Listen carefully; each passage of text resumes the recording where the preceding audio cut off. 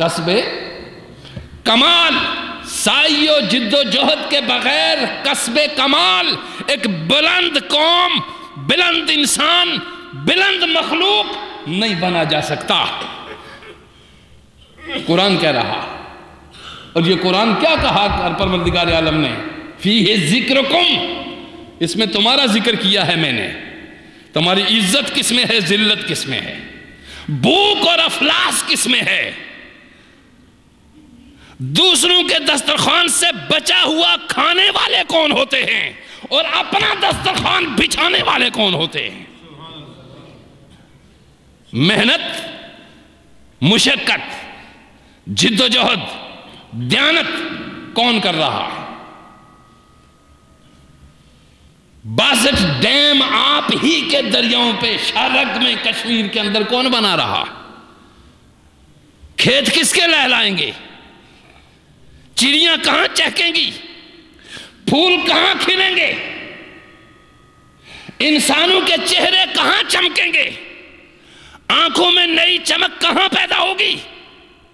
یبوست، نحوست، کراہیت، مکروہ اور ہیبت زدہ چہرے کہاں ہوں گے؟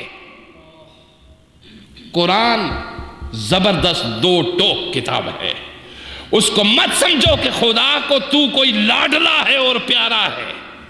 ہم مسلمان خدا کو لاڈلے ہیں اور پیارے ہیں۔ ہم بدکاری کریں، ہم چوریاں کریں، ہم جھوٹ بولیں، ہم مکاری کریں، ہم زناکاری کریں، ہم حرام کاری کریں، ہم لوٹ مار کریں، ہم راشی بن جائیں، پھر بھی ہم پیارے۔ کس نے یہ جھوٹا فلسفہ تیرے دماغ میں ڈال دیا؟ پروردگار کہتا ہے جو میری مانے وہ میرا ہے، جو میری مانے وہ میرا ہے، جو میری سنے وہ میرا ہے۔ کیا انسان اس کی صفات پہ پیدا ہوا کہ نہیں ہوا؟ انسان اس کی صفات کا مظہر ہے کہ نہیں ہے؟ تو نافرمان باپ اپنی اولاد کو آنکھ کر دیتا ہے کہ نہیں کر دیتا؟ جائیداد سے محروم کر دیتا ہے کہ نہیں محروم کر دیتا؟ کیا آنکھ کیے جانے والے لڑکے کی عزت ہوتی ہے شہر میں، بازار میں؟ کیا ہے اس کا؟ یہ اس کی صفات کا مظہر۔ جب وہ آنکھ کر دیتا ہے کہ میں نے ساری چیزیں اس کو دی، دستور بھی دیا، زمین بھی دی، موسم بھی دیے، چاند بھی اس کے لیے بنایا، ستارے بھی اس کے لیے بنائے، بہترین قسم کی صبح دم تازہ دم ہوا بھی میں نے اس کی صحت جاں فضا کے لیے بنائی کہ اٹھے اس میں یہ اور چلے اور اپنا رزق تلاش کرے۔ اور اگر یہ اس سیرت کو نہیں اپناتا تو جس طرح باپ آنکھ کر دیتا ہے، نکال دیتا ہے، اسی طرح پروردگار عالم بھی نکال دیتا ہے۔ یہ مت سمجھو کہ ہم جو بھی کرتے رہیں گے وہ بخشنہار ہے، نہیں، بخشتا ضرور ہے، مگر قرآن پاک نے ارشاد فرما دیا کہ میں نے کچھ وقت رکھا ہوا ہے کہ جس وقت کے اندر تم لوٹ آؤ، جس وقت کے اندر تم میری طرف لوٹ آؤ۔ اگر اس وقت کے اندر نہیں لوٹو گے تو پھر میں تو کچھ نہیں نقصان کرتا، تم خود اپنا نقصان کرتا۔ قرآن سنیے، ارشاد فرمایا کہ انسان محنت و مشقت سے کسب کمال حاصل کرتا ہے، سعی اور جد و جہد کے بغیر کسب کمال ممکن نہیں ہے۔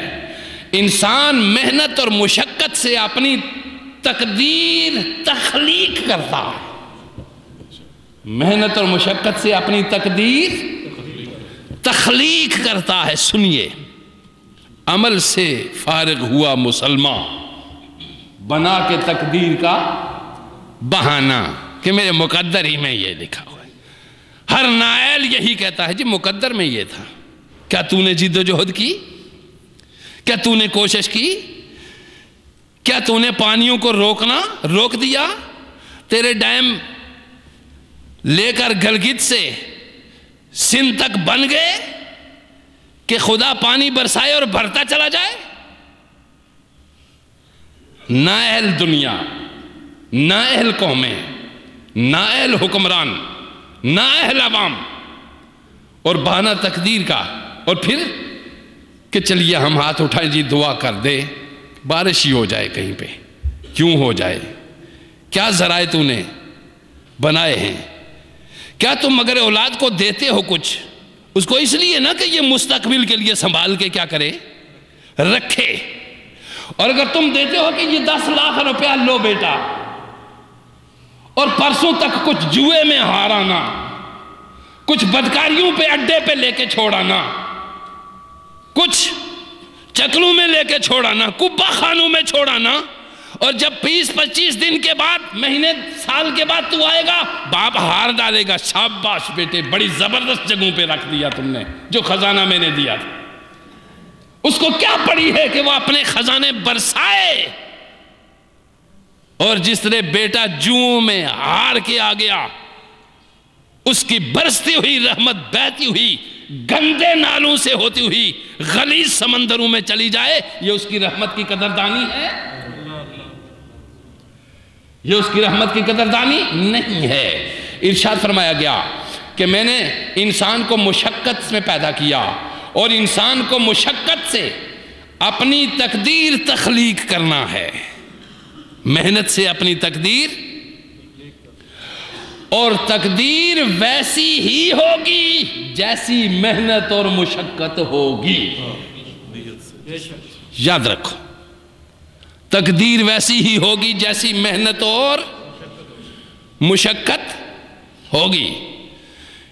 تو میں نے عرض کر دیا کہ محنت و مشقت ہر ایک کی الگ الگ ہے۔ مثلا بری امام چڑھ گئے پہاڑ کی چوٹی پہ،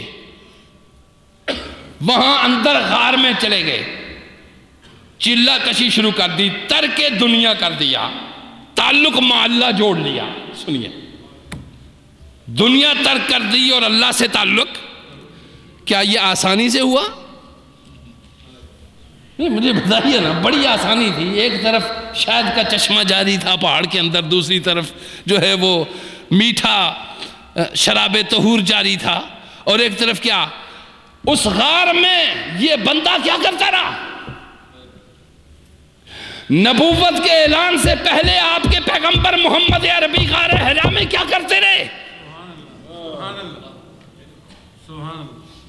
وہ چڑھ کے جانا، پانی ساتھ لے جانا مگر وہ بھی بھول جائے، کھانا ساتھ دیا وہ بھی کھانا بھول گیا بندہ۔ کیا بھوک برداشت کرنا مشقت نہیں؟ پیاس برداشت کرنا مشقت؟ جس نے بھوک اور پیاس کی شدت کو برداشت کیا، یہ مشقت ہے کہ نہیں؟ ایک کی مشقت وہ ہے، اور ایک کی مشقت سڑک کے کنارے تپتی ہوئی دھوپ میں کھودنا ہے، پتھر توڑنا ہے۔ ایک کی مشقت وہ ہے، اس کی مشقت سے آسمانی نظام بدل سکتا ہے، اس کی مشقت سے صرف اس کو ایک وقت کی روٹی مل سکتی ہے۔ مشقت دونوں کی توجہ دیجئے، یہ مشقت اور اس مشقت میں بہت بڑا فرق ہے۔ یہ روٹی کھانے کے لیے مشقت کر رہا ہے، وہ روح کی غذا کے حصول کی مشقت کر رہا ہے۔ روح زندہ رہے گی تو جسم بھی زندہ رہے گا۔ روح کی حیات جسم کی حیات ہے۔ تو توجہ دیجئے میری طرف، ہر ایک کام کے لیے کیا ہے؟ محنت، اور ولی بنے کوئی اس کے لیے بھی کیا ہے؟ محنت۔ اور میں نے کسی کے اوپر 1.5 ٹن گوشت چڑھا ہوا اور 50-60 پلیٹیں ہضم کرتے ہوئے حرام خوری کی، رشوت کی، میں نے کسی کو نہیں دیکھا کہ وہ ولی بن گیا۔ ہر جد و جہد، ہم ممکن ہے کہ اس کو کھانے کی سزا دے رکھی ہو رب نے کہ یہ خوب دبا کے کھائے تاکہ یہ ولی بن جائے، مجھے معلوم نہیں، لیکن ہر ایک کی محنت کیا ہے؟ قرآن بیان کر رہا ہے۔ جی قرآن بیان کر رہا ہے، ہمارے سامنے کتاب حکیم ہے۔